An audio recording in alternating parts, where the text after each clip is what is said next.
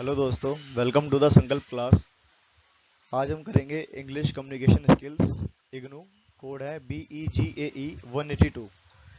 इसमें आपको ऑलमोस्ट वही क्वेश्चंस बताए जाएंगे जो आपके एग्जाम्स में आते हैं और मोस्ट रिपीटेड हैं। एंड अगर आप इनको कर लेते हैं तो आपका पेपर अच्छे से ज़्यादा अच्छा भी जाएगा। तो क्लास स्टार्ट करते हैं टाइम बर्बाद ना करते हुए। क्वेश्चन नंबर 1 है, व्हाट इज कम्युनिकेशन, डिफाइन इस बैरियर्स। कम्युनिकेशन क्या है और इसके बैरियर्स। बैरियर मीन्स कि उसमें क्या क्या बाधाएं आ सकती हैं, क्या क्या रुकावटें आ सकती हैं। The English word communication is derived from the Latin commence, which means common sense. ये जो कम्युनिकेशन वर्ड है ये कहाँ से आया है? ये लैटिन वर्ड है कमिन्स, जिसका मतलब होता है common sense. The word communication mean sharing the same ideas. Communication का मतलब ये भी होता है अपने आइडियाज को शेयर करना। इन द अदर वर्ड्स, हम दूसरे शब्दों में कहें, the transmission and interaction of facts, मतलब कि फैक्ट्स का आदान या आना या अपनी चीज़ों को शेयर करना। आइडियाज, ओपिनियंस, फीलिंग्स और एटीट्यूड, मतलब अपनी बातों को किसी भी तरह से किसी भी रूप में सामने वाले को जाहिर करना या उसके साथ अपने आप को इंटरेक्ट करना, ये कम्युनिकेशन का हिस्सा है। Communication is a essence of the management. ये एक तरह का मैनेजमेंट का एसेंस है जिसमें हम मैनेज किसी भी चीज़ को मैनेज करने में इजीली ये हमारे काम आता है। The basic function of management like planning, staffing, supervision and management can not be done effectively without effect communication. जब तक हमारा कम्युनिकेशन इफेक्टिव नहीं होगा तब तक हमारे कोई भी मैनेजमेंट हो, सुपरविजन हो, लीडिंग हो या कोई भी प्लान हो, वो इफेक्टिव नहीं हो सकती जब तक हमारा कम्युनिकेशन इफेक्टिवली नहीं होगा या सक्सेसफुली वो नहीं हो पाएगा। Communication is a two way process which involves transferring the information message from one person or group to another। Communication दो वेज में किया जाता है। एक होता है इंडिविजुअल, जिसमें एक इंसान अपनी बात कहता है और दूसरा वाला उसकी बात को सुनता है, लाइक सेंटर बात बोल रहा है और रिसीवर बात उसकी बात को सुन रहा है। और एक में होता है जब एक इंसान खड़ा होकर या स्पीच या लेक्चरर टीचर लाइक वो अपने कोई भी बात बताता है और पूरा ग्रुप या पूरी कम्युनिटी उसकी बात को सुनती है। देन फिर आगे इसके बात करते हैं इसके बैरियर्स की कि कम्युनिकेशन में कौन कौन से बैरियर्स आते हैं। There are barriers various various barriers of hinder communication process, some of them are below. मतलब कि हमारे कम्युनिकेशन में बहुत सारे बैरियर्स आते हैं जो कुछ यहाँ पे बताए गए हैं। कोड, पहला होता है कोड। द लैंग्वेज में बी ऑब्स्ट्रक्शन। लैंग्वेज कई बार हमारे कम्युनिकेशन को बाधित कर सकती है या उसमें प्रॉब्लम्स क्रिएट कर सकती है। The addresser mean sender, receive may not know the language in which the addresser sender has send the message. Means मान लो जो एक इंसान है जो अपनी बात बोल रहा है, जो सेंडर है वो जिस लैंग्वेज में बात कर रहा है, अगर सामने वाले इंसान की वो सेम लैंग्वेज नहीं हुई या सामने वाला जो रिसीवर है वो उस लैंग्वेज को नहीं जानता, तो वहाँ पे हमारा कम्युनिकेशन ब्रेक हो जाएगा और दोनों लोग आपस में इंटरेक्ट नहीं कर पाएंगे। और जहाँ पे इंटरेक्ट नहीं कर पाएंगे वहाँ पे कम्युनिकेशन ब्रेक हो जाएगा। सेकेंड पॉइंट है vocabulary. The receiver may not know the term technical language sent by the sender. For example, a person who is not familiar with the vocabulary of stock market and may not understand to equity of shares। Like मान लो जब तक आपकी vocab सही नहीं है कि आपको एक वर्ड का मतलब नहीं पता, बिकॉज इंग्लिश में एक वर्ड के कई सारे मतलब होते हैं। जैसे एग्जांपल अगर मैं सेल की बात करता हूँ तो सेल में साइंस सम में जाते हैं तो वहाँ पे सेल हमारे red blood cell, white blood cell होते हैं। या क्राइम में जाते हो, पुलिस फोर्सेज में देखोगे तो वहाँ पे जो जेल बनी होती है उनमें सेल्स होते हैं, मतलब रूम्स को सेल कहा जाता है। वैसे ही हर जगह वर्ड्स के अलग अलग मीनिंग है। तो जैसे इसमें भी एक अच्छा एग्जांपल दे रखा है कि अगर जो इंसान स्टॉक मार्केटिंग के साथ फैमिलियर बिल्कुल है ही नहीं, तो वो अपने इक्विटी और शेयर का मतलब उसको नहीं पता, तो सामने जो सेंडर है वो उसको जब उसके बारे में बताएगा तो रिसीवर उसकी बात से अंडरस्टैंड नहीं हो पाएगा एंड वहाँ पे मिसअंडरस्टैंडिंग या कम्युनिकेशन ब्रेक हो सकता है। आगे करते हैं concept. If the sender uses a subject specific concept, the receiver may not be understood that. For example, a black hole is simple language yet many do not understand it. Means बोला गया है कि कई बार हमारे जो concept होते हैं वो सामने वाला नहीं समझ पाता, बिकॉज क्योंकि एक लाइन के एक वर्ड के कई से मतलब हो जाते हैं या लैंग्वेजेस भी चेंज हो जाती है। जैसे ब्लैक होल के एक सिंपल मतलब हमारा ब्लैक होल जो नॉर्मल होता है, या उसको साइंस टर्म में ब्लैक होल को हमारे अंतरिक्ष में भी देखा जाता है। तो आपको पहले कंसेप्ट सामने वाले को बताना पड़ेगा, नहीं तो वहाँ पे कम्युनिकेशन ब्रेक हो जाएगा। Background, knowledge and shared assumptions. Knowledge and share assumption बहुत बहुत ज़्यादा होना जरूरी है। मीन्स कि हमारे को बैकग्राउंड की नॉलेज होना और उसके बारे में एजम्पशंस, उसके मान्यताएं या उसके बिलीव्स या उसके बारे में पूरी नॉलेज होना बहुत ज़्यादा जरूरी है। एंड इंडिया, एंड अगर हम बात करते हैं इंडिया की, may not what is a Victorian style mention. Mention का मतलब होता है कोई महल। ही हैज़ नॉट सीन और लिव्ड इन इंग्लैंड। मीन्स अगर बात की जाए कि अगर यहाँ पे इंडिया वालों ने जो विक्टोरियंस या लाइक इंग्लैंड वगैरह के जो बड़े बड़े महल है या वहाँ का सेंस है कि वो लोग कैसे रहते हैं, उनका स्ट्रक्चर कैसा है, एटमोसफियर कैसा है, तो यहाँ के लोगों को उसके बारे में पता ही नहीं है, तो वो क्यों, बिकॉज वो आज तक कभी लंदन नहीं गए, तो उनको इसकी जानकारी नहीं होगी। तो इसीलिए किसी भी चीज़ को शेयर करने से पहले और गेन करने से पहले उसके बैकग्राउंड की नॉलेज होना बहुत ज़्यादा जरूरी होती है। लास्ट पॉइंट आता है pronunciation, intonation, accent and stress in spoken language. आपकी लैंग्वेज का प्रोनाउंसिएशन सही होना चाहिए, इंटोनेशन होना चाहिए। कई बार क्या होता है, एसेंट है, स्ट्रेच हो जाता है, तो भी हमारी लैंग्वेज में या कम्युनिकेशन में बैरियर्स आ जाते हैं। जैसे बात करते हैं, sometimes the receiver may not understand the pronunciation. कई बार रिसीवर जो बात को सुन रहा है वो सामने बोलने वाले की बात को नहीं समझ पाता। कई बार इंटोनेशन है, एसेंट मीन चिंता, या स्ट्रेस ऑफ स्पीकर, जो स्पीकर है वो डाउटफुली है या मतलब उसको बहुत ज़्यादा प्रॉब्लम है, वो स्ट्रेस में है, तो वो अपनी बात ढंग से नहीं कह पाता। For example, an Indian may find it difficult to understand what an American is speaking। एक जो हमारा इंडियन पर्सन है उसको बहुत ज़्यादा डिफिकल्टी होती है अमेरिकन से बात करने में, बिकॉज वो उसका प्रोनाउंसिएशन नहीं समझ पाता कि उसका प्रोनाउंसिएशन कहाँ जा रहा है, वो किस वर्ड को किस तरह से प्रोनाउंसिएट कर रहा है। तो यहाँ पे भी कम्युनिकेशन में बैरियर्स सकते हैं। फिर बात करते हैं कल्चर स्पेसिफिक कम्युनिकेशन, जो हमारा नेक्स्ट पॉइंट है।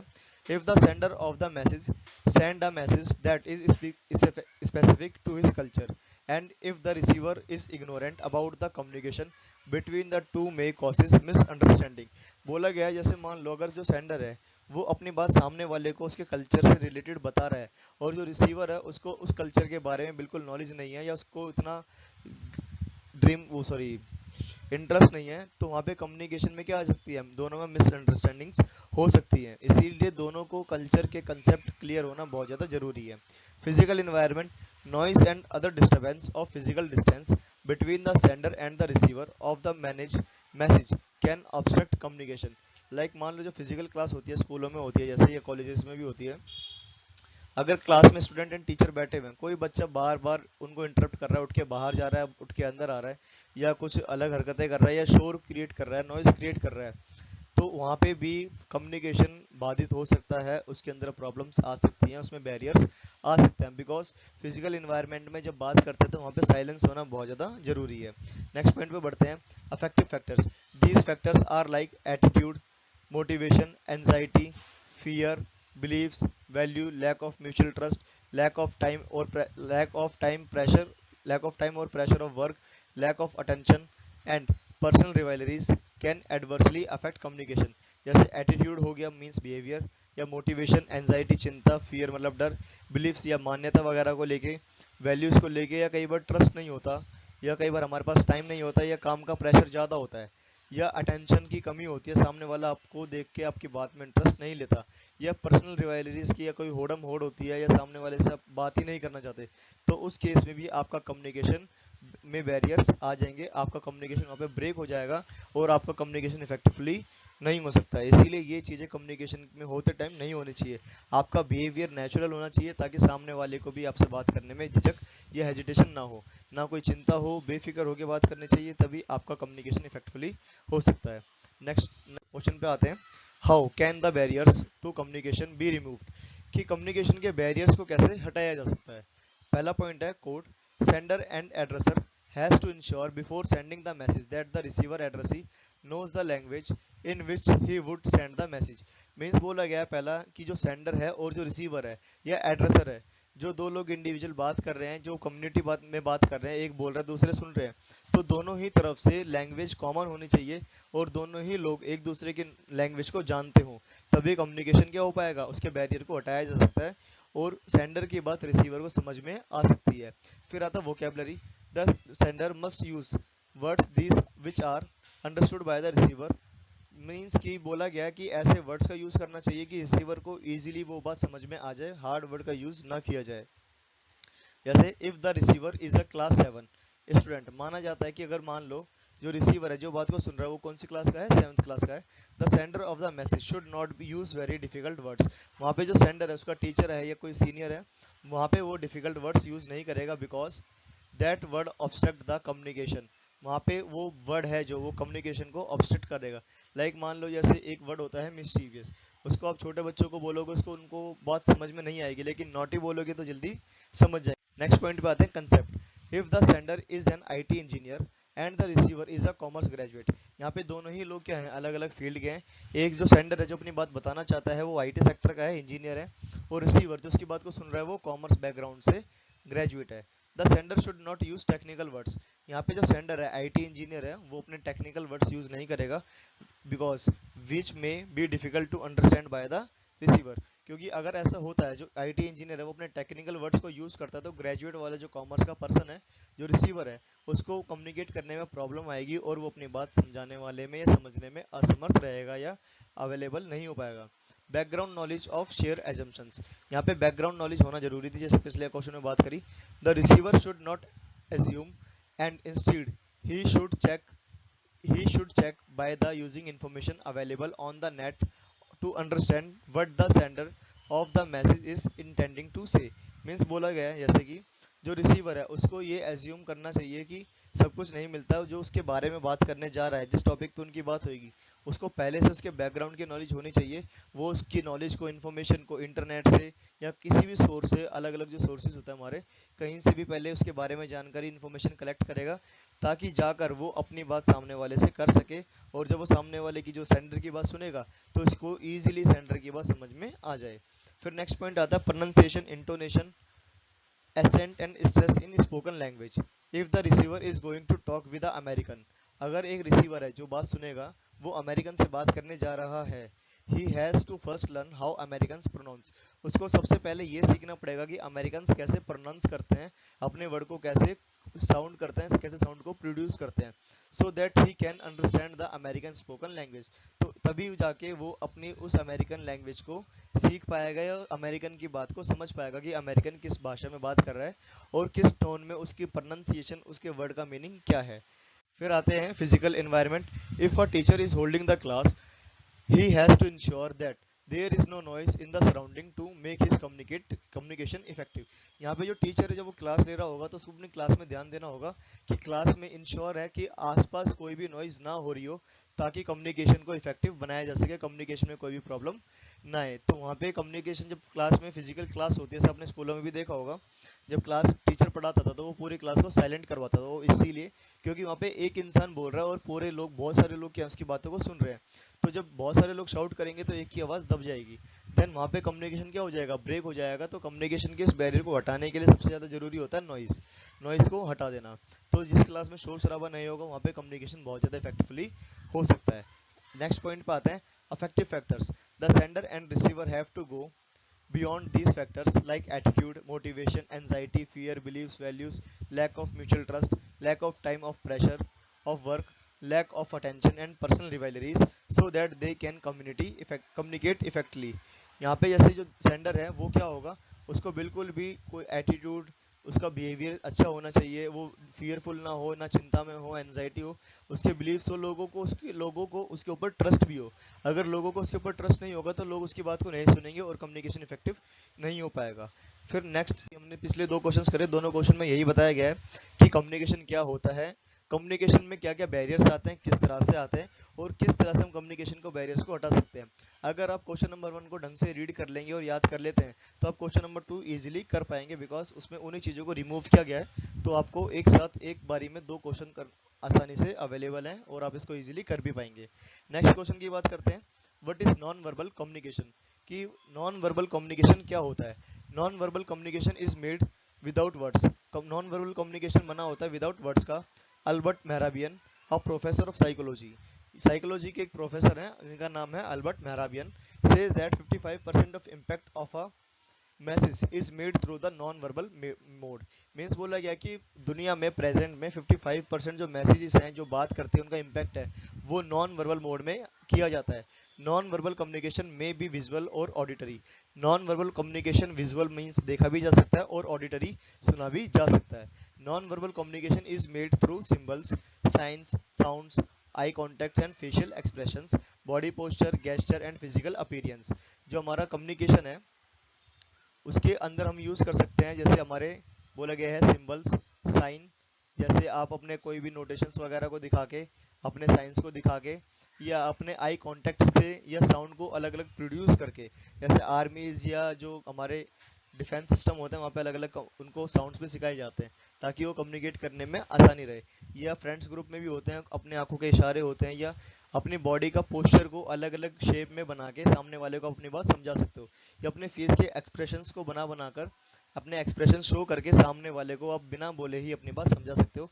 और गेस्चर मीन्स हाथों का इशारा करते हुए भी आप अपनी बात को बता सकते हो। Communication made through silence to falls under the category. Communication में सबसे जरूरी क्या है? साइलेंस है, उसके थ्रू ही वहां पे आप अपनी बात को बता सकते हो। इन द पास्ट, अगर हम बात करते हैं पास्ट की, when communication media were not well developed, उस टाइम पे जो पास्ट है, हमारा इतिहास है, इतिहास के टाइम पे हमारा जो मीडिया था कम्युनिकेशन का, जो बात करता है या विचारों का आदान प्रदान करता है, वो बहुत ज़्यादा वेल डेवलप्ड नहीं था, वेल स्ट्रक्चर्ड नहीं था। तो वहाँ पे हम क्या करते थे?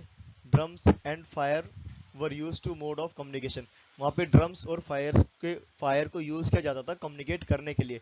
The sender made different length and notes to drum beat communicate different messages. जो सेंडर था, जो अपनी बात बताना चाहता था, वो हमेशा क्या करता था? ड्रम बीट को अलग अलग साउंड प्रोड्यूस करके, उसकी लेंथ को या नोट्स को, ड्रम को लॉन्ग ड्रिल करके, शॉर्ट ड्रिल करके, फोर्सफुली या पोलाइटली अलग अलग बीट्स निकाल निकाल के सामने वाले रिसीवर्स को अपनी बात बताया करता था। आगे बढ़ते हैं। When one way communication is adequate and effective symbols and signs are use. One way communication को इफेक्टिव बनाने के लिए, अच्छा बनाने के लिए सबसे ज्यादा जरूरी है सिंबल्स एंड साइंस। किसी भी बात को जब आप सामने वाले को अपनी बात समझाते हो तो वहाँ पे आपके सिंबल्स और साइंस का होना बहुत ज्यादा जरूरी है। जैसे बात करते हैं, picture of a petrol pump और a telephone on a sign post for a driver is enough to on a highway to know what is available on nearby. Means मान लो हाईवे पे जब आप कहीं जा रहे हो या किसी रोड पे जा रहे हो, तो वहाँ पे पेट्रोल पंप और टेलीफोन का जब साइन बना हुआ है या साइन पोस्ट लगा रखा है, तो ड्राइवर को इसको समझने में आसानी है कि हमारे आस पास ही पेट्रोल पंप अवेलेबल है और टेलीफोन की सुविधा भी अवेलेबल होगी। A school bell give information to the children to assemble or disperse। जैसे स्कूल में अलग अलग बेल्स होती हैं, तो वही बेल क्या होती है? बच्चों को पता होता है कि किस बेल पे इकट्ठा होना है, कि मीन्स स्कूल के अंदर असेंबली ग्राउंड में कैसे इकट्ठा होना है, या फिर कैसे धीरे धीरे एक एक करके जाना है। Non verbal sign overcome the language barrier easily. Non verbal जो साइंस हैं, जो नॉन वर्बल साइंस हमारे लैंग्वेज बैरियर को इजीली हटा देते हैं, वहाँ पे प्रॉब्लम्स नहीं होता। These are some common public symbols. हमारे कुछ कॉमन पब्लिक सिंबल्स होते हैं, like gesture are used to communication. Gesture का मतलब जैसे मैंने बताया था, हाथों का इशारा करना, वो हमारे कम्युनिकेशन में बहुत ज़्यादा यूज़ किया जाता है। जैसे इन क्रिकेट, अगर क्रिकेट की बात करें, umpire make gesture to the score and play about the runs. जैसे अंपायर है, जब कोई एक इंसान आउट होता है तो अपने एक उंगली का इशारा करता है, अगर सिक्स लगता है तो दोनों हाथ ऊपर करता है, तो उसके हाथों के इशारे से ही पूरा स्टेडियम और जो लोग उस मैच को देख रहे होते हैं सब समझ जाते हैं कि वो सिक्स है, फोर है या आउट है। Their nature and to declare them out. Then आगे बोला हुआ है, इन फुटबॉल, अगर फुटबॉल की बात करें, referee wants to player about foul using colour cards. जैसे फुटबॉल जो देखते होंगे उनको अच्छे से पता होगा, फुटबॉल के अंदर रेड और येलो कार्ड का ज़्यादा यूज़ किया जाता है। वो उनको वार्न करने के लिए किया जाता है कि आपको वार्निंग दी जा रही है, आपको इतने मिनट के लिए या इतने टाइम पीरियड के लिए इस गेम से बाहर रखा जाएगा। तो वहाँ पे हमारा जो हाथों का गेस्चर है वो बहुत ज़्यादा इफेक्टफुली काम कर रहा है नॉन वर्बल कम्युनिकेशन में। फिर बोला हुआ, wise selection of the right mode communication is the crux of an effective communication. Communication में बात करने के लिए सबसे पहले जरूरी है आपका सिलेक्शन राइट हो, कि आप किस मोड में किस तरीके से बात करना चाहते हो, तभी जाके आपका कम्युनिकेशन बिल्कुल इफेक्टफुली हो सकता है। इन बिजनेस कम्युनिकेशन, अगर बात करें बिजनेस कम्युनिकेशन की, the non verbal mode include using audio visuals aids और मीडिया दैट सप्लीमेंट और support oral and written communication. अगर बिजनेस में क्या होता है, बेसिकली नॉन वर्बल मोड ज़्यादा यूज़ किया जाता है, वहाँ पे ऑडियो और विजुअल्स बनाए जाते हैं ताकि लोगों को सीधा चीज़ें दिखाई जाएं और सुनाई जाएं। एड्स बना के या रिटर्न नोट्स दिए जाते हैं या उनको रिटर्न फाइल्स दी जाती है ताकि वो ईजिली अपनी बातों को समझ सके, specially during the formal presentation. जब कोई फॉर्मल प्रेजेंटेशन हो रही हो, आपके कोई गेस्ट वगैरह आए हो और आप इजीली अपनी कोई भी बात को अपने क्लाइंट के सामने रखना चाहते हैं। दस non verbal communication sorry non-verbal communication is very important for complements verbal communication। Non verbal communication बहुत ज़्यादा इंपॉर्टेंट है कॉम्प्लीमेंट्स के लिए, वर्बल कम्युनिकेशंस के। फिर बोलते हैं, certain signals are easily understood. कुछ सिग्नल्स बहुत ज़्यादा इजीली हैं जिसको इंसान अच्छी तरह समझ सकता है। जैसे एग्जांपल में बात करें, traffic lights are road signs are understood by all. Traffic की जो लाइट्स होती हैं, रेड ग्रीन एंड येलो, हर किसी को उसके साइन के बारे में पता होता है, किस लाइट पे रुकना है, किस लाइट पे चलना है, और किस लाइन पे अपने आप को स्टार्ट करना है या रोक देना है। लाइक इसके आगे एक और एग्जांपल दे रखा बहुत अच्छा, election symbols are easy. Election में जो हम जब इलेक्शन देते हैं, जो वोटर्स होते हैं, आप भी 18+ हो चुके होंगे, तो जो वोटर्स होते हैं उनको इजीली वहाँ पे बैलेट पेपर पे जिसपे वो स्टैंप लगाते हैं या जिसपे वो बटन दबाते हैं कि हमारे को इस वाले पार्टी को सपोर्ट करना है, तो उनको पार्टीज के नाम याद नहीं होते, पार्टीज के चिन्ह को या सिंबल्स को याद रखते हैं। जैसे हमारी जो बहुत सारी पार्टीज हैं उनमें से एक दो एग्जांपल ले सकते हो आप। कांग्रेस के लिए हाथ यूज किया जाता है, आम आदमी पार्टी के लिए झाड़ू यूज की जाती है, and BJP Bharatiya Janata party के लिए आपको कमल का एक जो फूल है, फ्लावर यूज किया जाता है। तो आप किसी भी उसमें हमको इजी होता है कम्युनिकेट करना या इलेक्शन में उस बटन को दबाना, कई बार हमको पार्टी का नाम याद नहीं होता। तो वैसे ही कम्युनिकेशन नॉन वर्बल बहुत ज़्यादा इफेक्टफुल है। बिकॉज मान लो अगर आप बहुत बड़े एरिया में बैठे और एक इंसान बोल रहा है या कोई प्रेजेंटेशन दी जा रही है, तो वहाँ पे इतने सारे लोगों को समझाना, सबका अलग अलग माइंड है, तो उससे बेटर होता है कि एक बारी में अपना बार ग्राफ बना देना या पाई चार्ट वगैरह बनाना और सिंपली अपनी बात को इजीली समझा देना, वो बहुत ज़्यादा आसान है। फिर studies have found that about 45% of our communication is supplemented through the non-verbal mode, कि जो 45% कम्युनिकेशन है वो नॉन वर्बल मोड में है। It work as a stimulus to effective communication. यहाँ पे बोला हुआ है कि ये हमारे लिए बहुत ज़्यादा स्टिमुलस है।